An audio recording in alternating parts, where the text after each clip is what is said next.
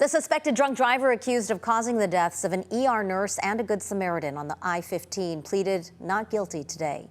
21-year-old Jake Lopez Lawrence appeared in court out of custody and entered his plea on felony DUI and gross vehicular manslaughter charges. News 8's Abby Black is live at the Vista Courthouse with more on what prosecutors say led up to the deadly crash. Abby?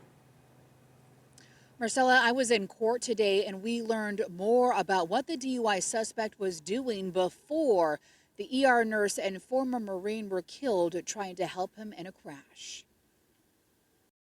The defendant, 21-year-old Jake Lawrence, spent the evening drinking and celebrating with friends in San Diego at Flick's nightclub in Hillcrest.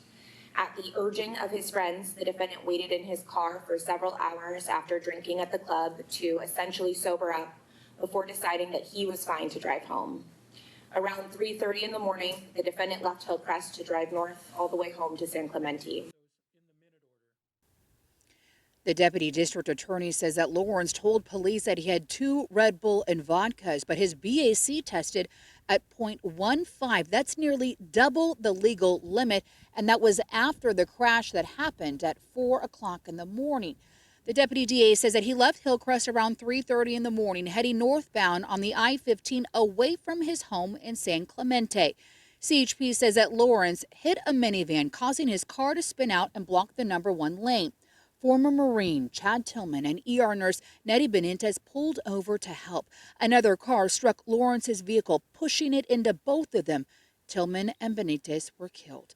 In court today, bail was set at $100,000. His defense attorney says that Lawrence, who makes just over $1,000 a month, had his bail loaned to him by his parents. He was ordered to wear a scram bracelet, which is a sobriety monitor, attend 3 AA meetings a week, and is prohibited from drinking or driving until his next court date.